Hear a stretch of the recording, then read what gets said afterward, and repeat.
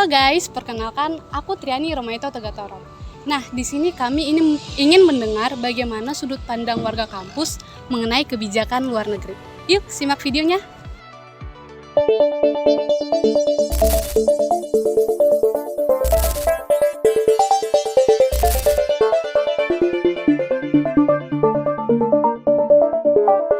Halo, nama saya Ardia Danukaka dari Fakultas Teknologi Informasi.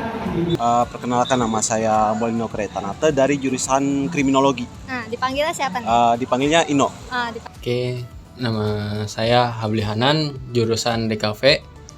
Saya angkatan 2022. Oke, nama saya Muhammad Fatih Nugroho dari angkatan 2022, jurusan Desain Komunikasi Visual. Nama gue Muhammad Johan Tirta dari angkatan 23, Fakultas Teknologi Informasi. Kalau menurut saya, kebijakan luar negeri itu seperti strategi atau tindakan dari suatu negara untuk mengelola hubungan dengan negara lain ataupun organisasi internasional.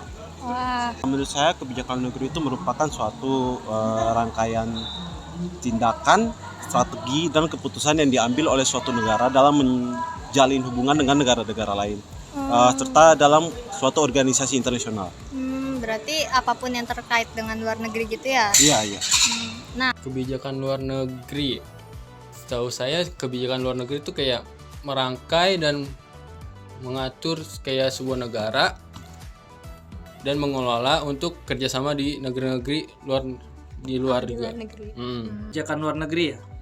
Kebijakan luar negeri itu seperti yang kita tahu, kebijakan luar negeri itu kan bebas aktif, di mana kita bebas aktif dalam dunia internasional, bebas dalam mengutarakan pendapat dan lain-lain.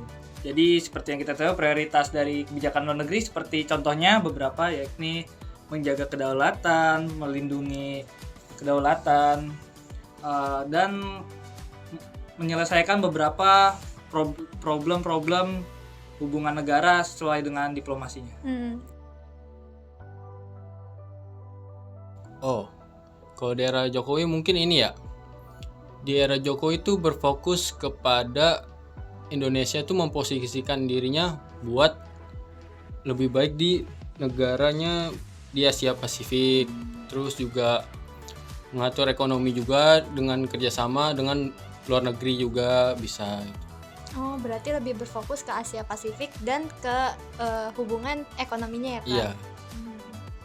Kalau menurut saya tuh di eranya Pak Jokowi dan Yusuf Kala itu dia lebih ke orientasi ke dalam. Kayak dia lebih berfokus ke kepentingan nasional ketimbang diplomasi multilateral. Oh, jadi dari perspektif kakak dia jadi lebih di era itu dia lebih fokus ke nasionalnya. Iya.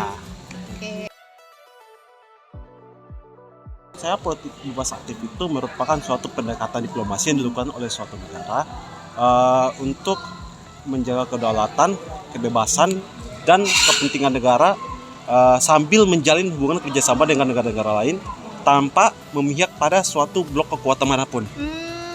Sesuai namanya ya, politik bebas Iya. aktif. Kebijakan tentang politik bebas aktif ini jadi pada waktu dulu, yakni masalah Muhammad Hatta membuat kebijakan bahwa politik Indonesia itu harus bebas aktif, dikarenakan karena kita negara baru di zaman itu, kita harus aktif dalam dunia internasional untuk memperkuat bahwasannya Indonesia ini sebuah negara. Jadi bebas aktif itu sangat menguntungkan dan bagus kebijakannya. Selain membuat Indonesia ini diakui karena aktif dalam hubungan luar negeri, dan politik ini harus bebas, jadi tidak bisa dikendalikan oleh satu organisasi saja. Jadi bebas berpendapat. Jadi sejarah awal mula politik bebas aktif ini sendiri dari Muhammad Hatta ya? Iya. Keterkaitan antara kebijakan luar negeri dengan politik domestik yang gue tahu ya, itu dipengaruhi oleh beberapa faktor ya kalau nggak salah, seperti sistem politik, ekonomi, dan budaya. Nah, politik domestik juga mempengaruhi pembuatan kebijakan luar negeri dan sebaliknya. Kebijakan luar negeri dapat mempengaruhi politik domestik. Nah, faktor-faktor yang mempengaruhi kebijakan luar negeri meliputi sistem nasional, karakteristik geografis, dinamika politik domestik, keterkaitan antar negara, dan juga satunya tuh penerimaan agen-agen dalam negeri. Ya setahu gue sih itu aja. Iya ya, makasih ya. Jadi dapat kita simpulkan melalui beberapa sudut pandang warga kampus mahasiswa Budi Luhur mengenai kebijakan luar negeri. Ada yang mengatakan bahwa kebijakan luar negeri itu sebagai strategi untuk tindakan keputusan. Nah, ada juga yang mengatakan bahwa kebijakan luar negeri itu untuk mengelola hubungan antara negara satu dan negara lain. Ada juga nih yang mengatakan bahwa kebijakan luar negeri itu bebas aktif, nah di mana kita bebas berpendapat. Nah, jadi kita juga tadi bertanya mengenai kebijakan luar negeri di era Jokowi. Apaan tuh? Jadi di era Jokowi itu kebijakan luar negeri itu lebih condong ke bidang ekonomi dan berfokus kepada kepentingan nasional teman-teman. Jadi itulah beberapa kesimpulan mengenai sudut pandang warga kampus mahasiswa Budi Luhur.